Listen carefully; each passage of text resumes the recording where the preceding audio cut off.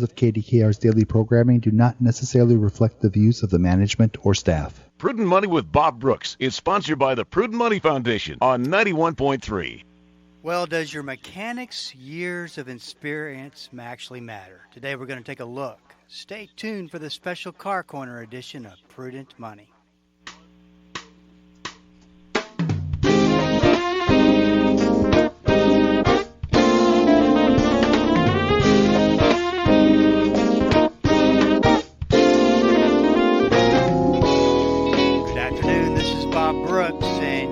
Listening to this special Car Corner edition of Prudent Money. Tony Joe's here with me as he is every Friday afternoon to take your Car Corner questions. The number to call and the lines are open, 1-877-913-5357, 1-877-913-5357. If you got a question for me, you can always go to the website at www.prudentmoney.com.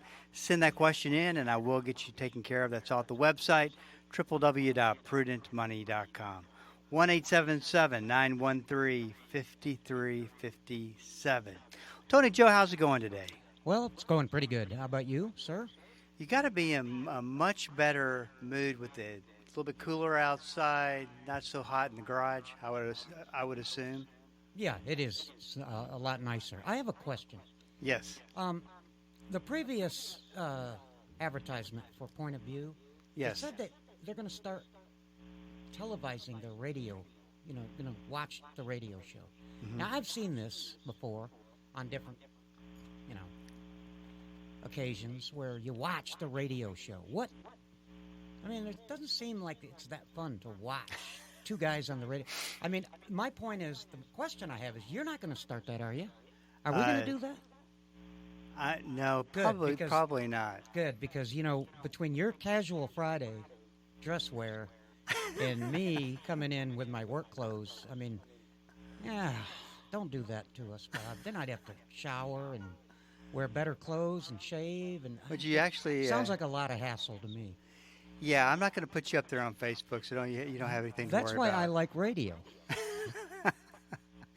1-877-913-5357. Well, first of all, you'd have to get a Twitter account. You'd have to get on Instagram. You'd have to get on Facebook. Yeah, and, we're building your social media blocks one at a time by making sure you got a cell phone handy, which is a new thing, pretty much. I don't know. I just don't know if I can do all that, Bob. Yeah, so we'll just say. How about we just leave it like it is? You know what? I think that's a great idea. Then. That's a great idea for Point of View and what they got going on over there. Maybe not such a great idea for the Friday special Car Corner edition of Prudent Money. Right. One size does not fit all. There you go. 1-877-913-5357, and I do have a line open. So you and I get into some interesting discussions from time to time, and you told me this story about one of your customers having a car issue she was out of town. And I think I've always thought one of the coolest things, some of the stories you tell me about the shop, is that people will actually call you from another city and you'll guide the mechanic through the process of getting their car fixed and making sure they're taken care of. Well, I have done that. You have done that, yes. I'm not saying I'm the smartest guy in the world and all that. I'm just saying that I have, on occasion, just had my customers, people that I work on their car, get stuck in another state or something, or on vacation, and something happens, and it's too hard sometimes to communicate to have that information relayed, and sometimes I just talk right to the mechanic, ask him, and he asks me, and we deliberate, and sometimes they're younger than I. Of course, most of them are younger than me now, but sometimes they're not quite as experienced, and I try to give them hints and tips and things that they could try, and somehow we seem to work things out. Well, so this last story that you told me ended up in this.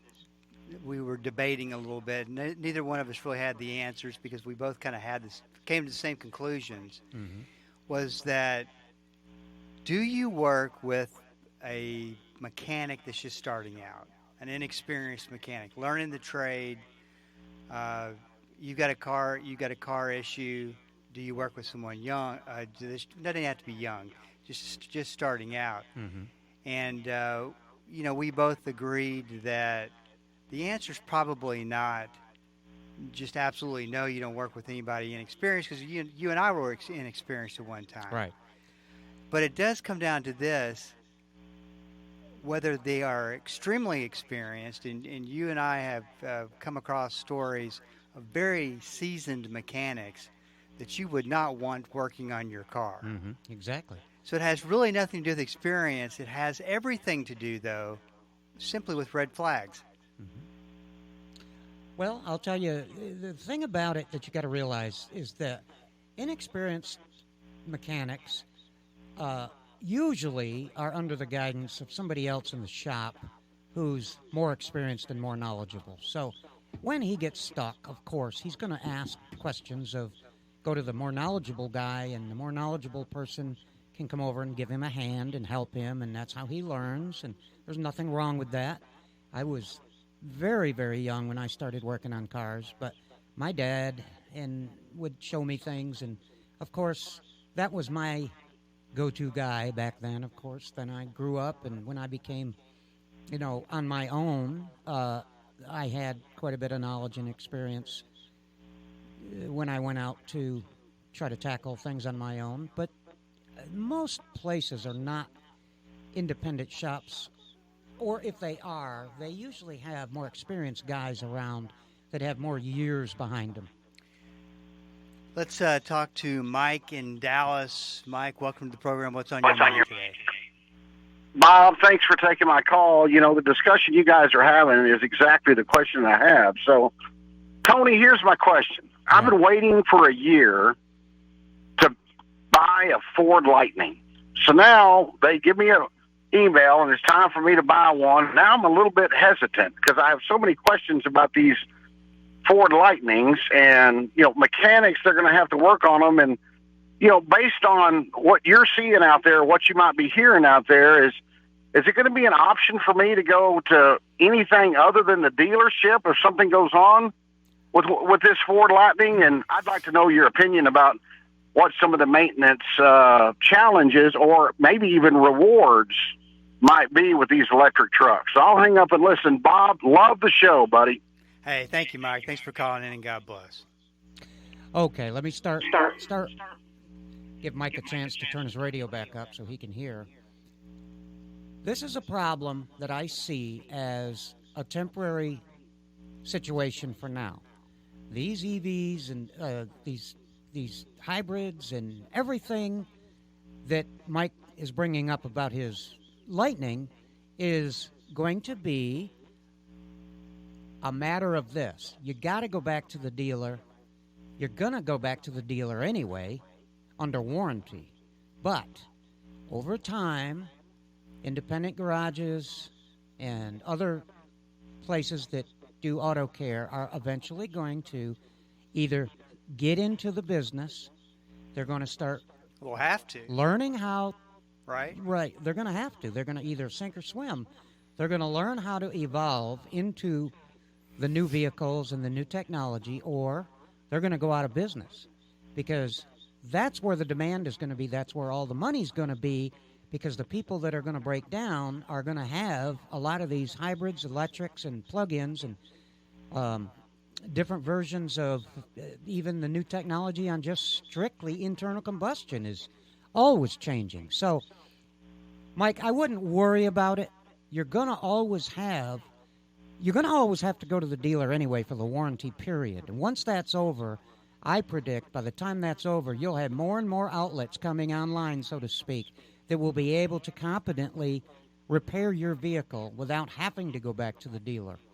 And, if that answers your question, I hope, Mike, because you're not there to respond. But if you have any more information or questions, just call us back real quick. I'd like to know if that answers your question. Thank you.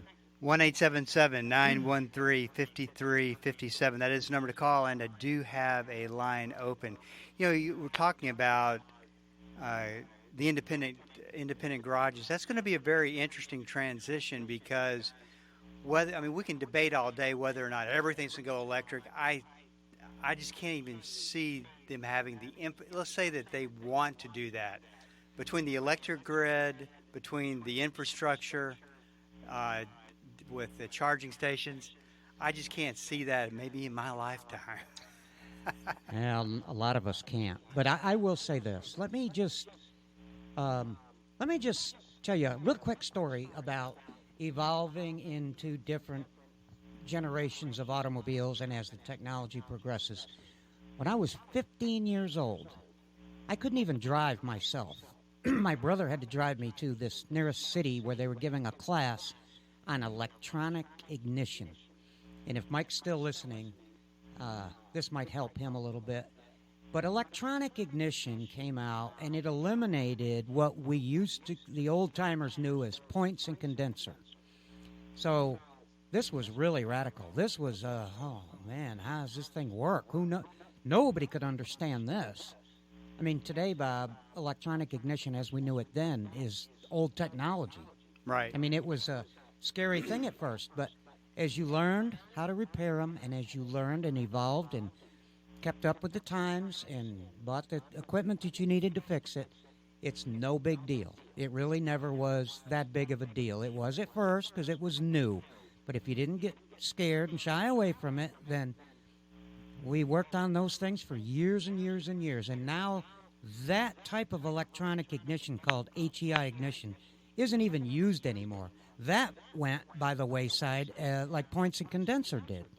So you see, being of the age and the years I've been in the business, I've been able to see a lot of developments and then how everything came to be, why the converters came out in the cars, what are they for, what do they do, and then all of a sudden all the other equipment came out.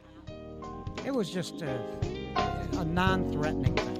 1-877-913-5357. David from Dallas will catch you on the other side. We're up against a break. Stick around. I'll be right back. The Word for Today is excited to announce the new official online home for the ministry of Pastor Chuck Smith and Kay Smith, PastorChuck.org. At PastorChuck.org, you'll have instant access to thousands of hours of verse-by-verse teaching by Pastor Chuck Smith from Genesis through Revelation, and full access to special messages on subjects such as prophecy and much, much more. Also at PastorChuck.org, a full library of great teachings by Kay Smith, and a section where you can read some of Pastor Chuck's books online, all free of charge. So visit the new official online home of the Word for Today and the ministry of Pastor Chuck and Kay Smith, PastorChuck.org. Hi, this is Kirby Anderson with the Point of View Radio Talk Show. I want to invite you to listen to our program on KDKR from 1 o'clock to 3 o'clock p.m. Monday through Friday. We look at various issues from a biblical perspective. Our topics range from politics and economics to the Bible, theology, and apologetics. We also bring authors and informed experts to the program. We talk about anything that affects your faith, your family, or your freedom. Hope you'll join us every day on Point of View right here on Bible School Radio 91.3. God has a plan, and it involves you. Pastor Greg Laurie points out how he prepares us for the work he wants us to do. What kind of preparation? He'll answer that this week on A New Beginning as he brings us an eye-opening study of the prophet Elijah. Learn how God wants to prepare you this week on A New Beginning. Weekday mornings at 7:30 on 91.3 KDKR. Welcome back. This is Bob Brooks, and you are listening to the Special Car Corner edition of Prudent Money.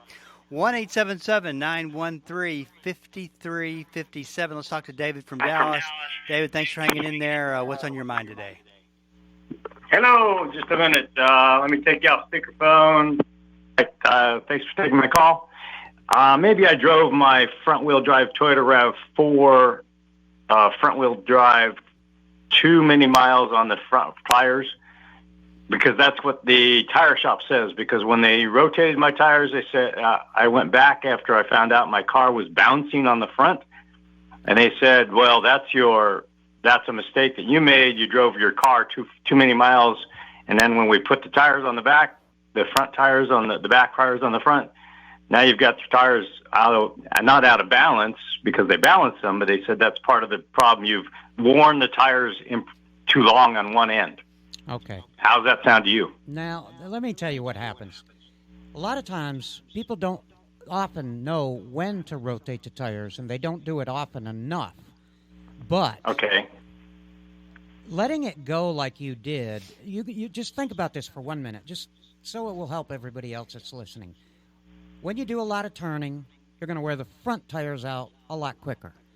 Just common sense. You know, when you're turning, you're causing friction on the front end, and you're wearing the tires more on the front. That's why you have to rotate them at about 5,000 to 7,000 miles. But not a lot of people actually do that because you can get away with not doing that. And what the tire shop is telling you is that you've worn the tires in such a way that when they put the backs on the fronts, now the fronts that are on the backs, are they causing you a noise or anything, or is it bouncing in the back now? No, it's not noisy. At about 65, 68 miles an hour, the car bounces on the front. It's kind of a shaky bounce. I haven't gone over 70 since I started because I was afraid it would shake the car and do damage. So I always slow down, and I'm the slowest driver on the road now because I'm doing about 63, 64 miles an hour. Okay. And it doesn't bounce until I hit 65. Right. So what they're saying to you is that the problem with the bouncing after 65 is from the front tires, which used to be in the back. Now they're in the front. Right. Okay. So do I just... Did you have the tires rotated because it was bouncing in the front? No, I just rotated them because I thought, my gosh, I've waited. It's been a long time, so I guess I should. And well, should I just... Best thing to do is just go replace the entire 4 set of tires? No, I wouldn't. Or do that. wait. How bad are the back tires? Are they really bad? Do they need to be replaced now? They do not need to be replaced. No. They're wearing good. You know what I'd do? I don't know why you just can't have them rotated back to where they were so that you don't have to have this bounce at 65 and above. And then if the front tires are that bad and have worn to the degree that they're going to cause a problem, you might just have those 2 tires replaced. But I certainly wouldn't think you have to replace all 4 tires for that problem. I would put the... Okay. What you're going to find, now let me tell you real quick, what you're going to find out is the tire shop that sells the tires are going to put the new tires in the rear of the vehicle. The Department of Transportation guidelines make them do that. They're going to put the new tires in the rear. So you're going to end up with the rear tires that you have on in the back right now, back on the front. Do you see? Did I make myself clear? You're going to have the back tires on the front. They're going to put the new tires on the back. Then you will be in a position to drive your car again above 65 without all this shaking and vibration going on, and you'll have 2 new rear tires. And then you at can that start 5,000 mark, you rotate them. Right. Now, think about how much you're turning, and it's very common sense once somebody explains it to you. If you do, your daily activities require you to be doing a lot of turning in parking lots, go a short distance, you're just always turning in the city, you're going to have your tires rotated 5,000 to 7,000 miles. Good enough. Somewhere in there. Now, if you're a guy on the highway that goes to work 60 miles one way and never does anything till he gets off and goes into his parking lot and then does the same thing coming home at night, he's not going to be turning as much as you are, so he doesn't have to have his tires rotated quite as often. Does that make sense? It's just logic. Just think about your daily driving habits, and you can kind of judge from there how much you should rotate your tires. Makes sense. All right. Thank you, sir. Okay, David. Thanks for calling in. Have a good weekend. I really appreciate it. Lord bless you. Thank you, sir. Okay, Joe, so here's a question for you. You put a brand new set of tires on, and you don't rotate them versus putting a brand new set of tires on. You do rotate them. Okay. How long do you think that those tires, let's say normal driving conditions, would actually last versus the ones that you did rotate? I mean, how much are you more do you get? Do you think that you get out of your tires? 1.5 times, 1.5 times. And the reason I say that is because I've been asked this before. Now, if you look at the situation of the question and framing the question the way you're asking me is, if I bought 4 brand new tires and never rotated them, you know what's going to happen? The front tires are going to wear out way before the backs do. So you're going to have to buy 2 front tires. Now you've got a mix and match deal. You no longer have a full set of brand new tires on your car. You're going to have 2 new tires and 2 partially worn tires. Okay? Mm-hmm. Right. So it's best to rotate your tires if you can. Try to keep that in mind, because once you do that, when you rotate the tires somewhere around when they're supposed to be done, you will wear all 4 tires out at the same time, and you'll have to buy 4 brand new tires. But that time frame will be much longer than the way you're doing it, with buying 2 tires and then wearing them out in the front, and then buying 2 more tires and wearing them out, because you're not rotating them, you see? Sure. So another rule of thumb that I've always heard, and you and I have talked about it before, is that if you get a brand new set of tires, you definitely want to get the alignment done. And let me just say this real quick. Always try your very best to get the tires from the same place that's going to perform the alignment. The reason I say that is because it is in everybody's best interest that they do that alignment properly and do a good job, because it's their tires that are on the line here. For instance, if you bought tires from one place and you took it and got an alignment from another place, and the alignment wasn't done properly and you started wearing tires on the inside or something like that, then you're in the ping pong ball effect. You're going to go to the front end place and say, you didn't do my alignment right. And the tire place is going to say, no, it's not the tires that are the problem. You've got, I'm sorry, I've got that backwards. You're going to go to the tire place, and they're going to say, no, it's the alignment place. And they're going to say, no, we did the alignment right. Take it back to the tire store. And then you're in the middle of this yin and yang thing, and nobody wants to be in that position. So my advice over the years of looking at all these games everybody plays, try to get the alignment done from the same place that you're buying the tires.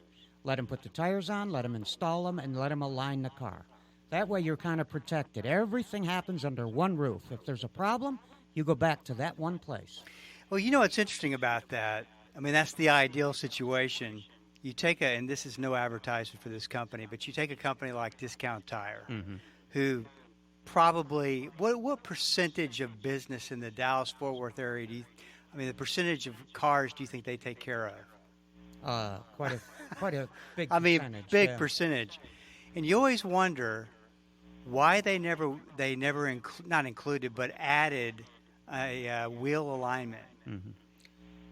And then I don't know. I asked him one time. Okay. And the guy said to me, "We just do tires and wheels, and we're good at it." They are good at it. That's why they've been so successful. Mm-hmm. But you would think though that they have the one that I go to has got a wheel alignment place just like right across the street that you can go to, but it's definitely not with this. I always wonder why there's got to be a better reason than that. Maybe it's just not profitable. Yeah, there's a lot of liability in front end alignments with selling the tires, but because of what I just described. Right. So, but the point is trying to keep people honest and do a good job. If you do a good job, then you don't have to worry about it. But so let me ask sometimes profitability suffers. So let me ask you this. Let me ask you a question this way. Let's say that you buy the new set of tires, you do get the alignment, but you don't rotate.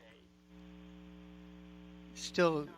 Yeah, there's nothing. I mean, it's very easy to see tire rotation wear. Or maybe the opposite situation where you don't get the alignment and you do rotate the tires.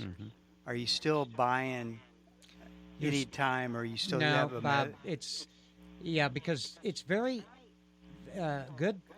Front end guys can look at a tire, see how it's wearing, and they can tell you exactly what the problem is. So if you're not rotating, you got the alignment and you didn't rotate, they're going to know it. If you rotate like crazy, but you never got the alignment, that's going to be very easy to tell as well. So there's no way to win in that situation. Yeah, I guess it's one of those things you just shell out all that money for those tires and think, do I want to spend another whatever it costs to line the wheels? Well, not only that, the best thing you can do is if you're going to buy brand new tires, you ought to have an alignment anyway. I'd like to see you get it in the same place, but if not, then at least get one. Let's get one. Yeah. Right. This is Bob Brooks. You got a question for me, please go to the website at prudentmoney.com and send it in because we are all out of time. Till we do meet again next time, keep the faith and have a great rest of the day.